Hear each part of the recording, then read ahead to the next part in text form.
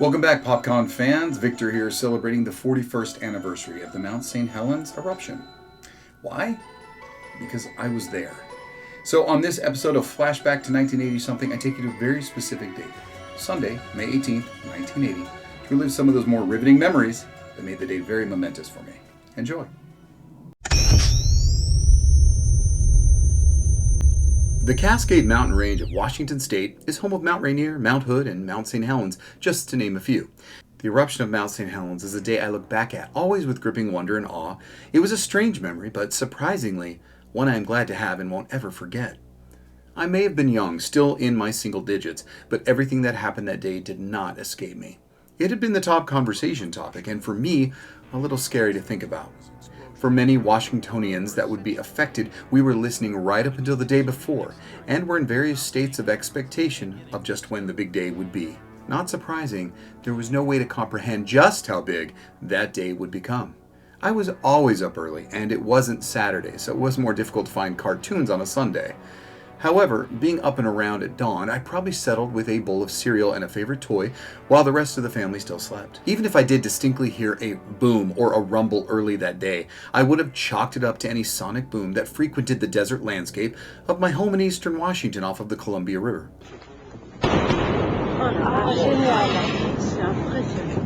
It would have been 8:32 a.m. when it happened. Luckily, it wasn't a work day for the hundreds of loggers who would already be in the forest at that time.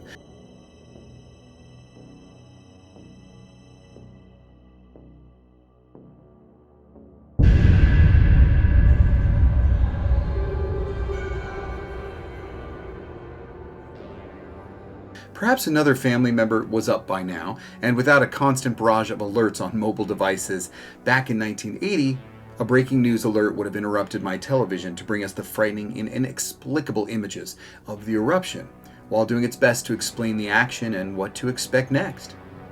Of course, I went to sudden images of lava pouring into our house, as it looked to many like the vision of the end of the world. The blast, with intensity no one could have predicted, was triggered by the fateful one of many earthquakes that had been plaguing the area for a couple of months before. The resulting landslide that took place along the mountain's flank released the pressure that had been building and was ripe for the lateral explosion seconds later, and almost simultaneous vertical discharge that amplified the horror. Within 10 minutes, the plume was 12 miles high. Fanning out for 19 miles, not even the topography could stop the force, the power, and speed at which the volcanic debris and content took out an entire mountainside and laid waste to the beautiful natural wonders, including trees that were not incinerated, to cascade in various forms of landslide, causing horrific and deadly results. But the mountain is 234 miles away from our little town, and on a map, just due east. But the strong winds would point that flume directly towards us.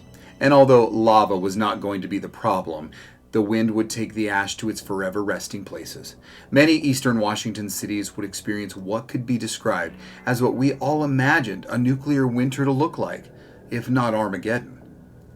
By 9:45 a.m. it had reached Yakima, just over an hour north and slightly west of us. That was hit hard with 2 to 5 inches of ash raining down on the city. Those darkened clouds were still moving, and we began to notice them around that same time.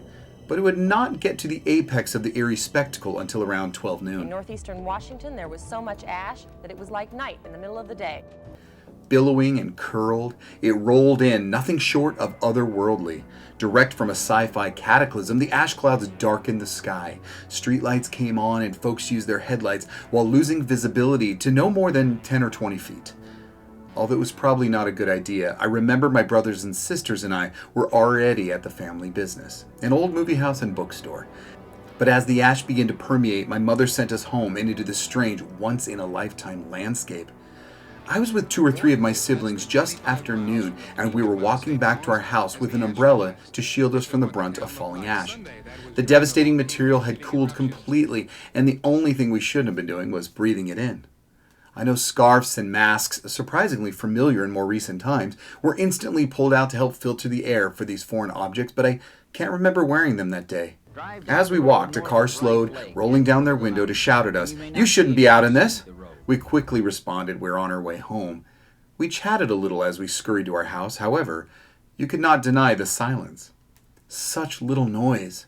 Few cars were on the road at this time, and the air was still. No birds, nothing.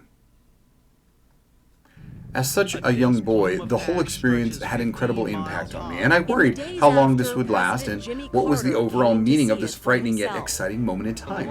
There was a little bit of thrill present once it was clear any real danger was improbable. To us. Mt St Helens continues to erupt until late in the afternoon. People hiked in after, looking for loved ones. We soon saw animal tracks made after the ashfall, and then this empty camper with human footprints leading to the river and then disappearing.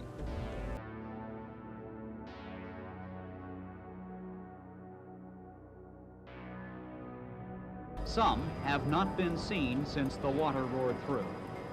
I was unaware of the approximately 57 individuals killed by the disaster and what other areas might be facing. There were scientists and volcanologists and even residents who were instantly killed by the force, heat, and chemicals in the fresh hot ash. Those trying to escape, campers who may have only had a transistor radio for communication, found asphyxiated or scorched to death.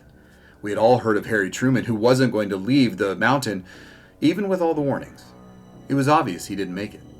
For us, the darkened sky was fascinating, if not dramatic. And it wasn't simply dark as night, and it wasn't stormy gray. I seem to recall it was more sepia-toned at the worst that Sunday, but out of devastation, beauty could be isolated. The ash cloud would go as far as Minnesota and Oklahoma, and there was even ash falling in Yellowstone National Park. We may have had the brunt of the debris, but the ash would be with us for the foreseeable future. Anywhere from 1/2 inch to 2 inch was in our general vicinity. We busied ourselves with dusting and sweeping and maybe light shoveling. Nothing like our more northeastern neighbors in Yakima.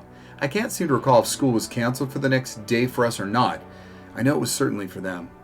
Maybe someone from my neck of the woods can tell me in the comments.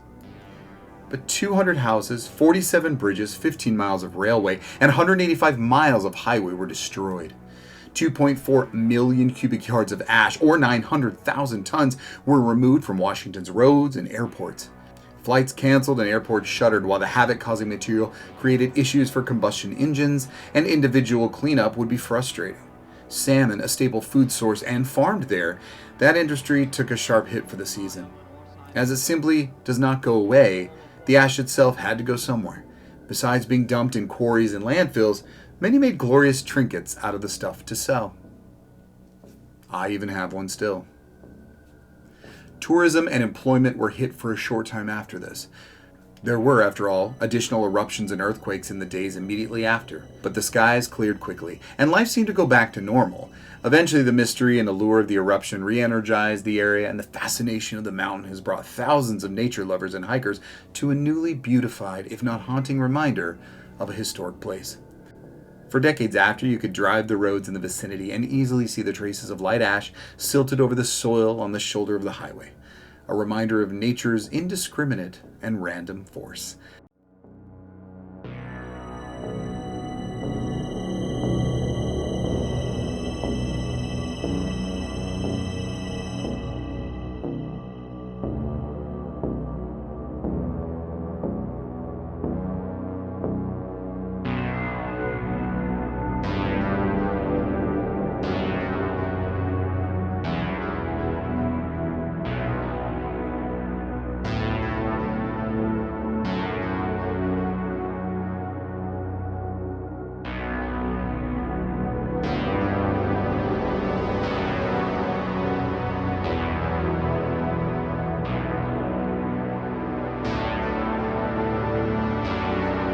I hope you enjoyed these last images of my childhood in this flashback to 1980, the May 18th eruption of Mt St Helens, the Black Sunday. Please come back to see more from PopCon, a salute to all pop culture, but mostly the 80s. Don't forget to show some love by clicking the like and definitely subscribing for more great shows. Until next time.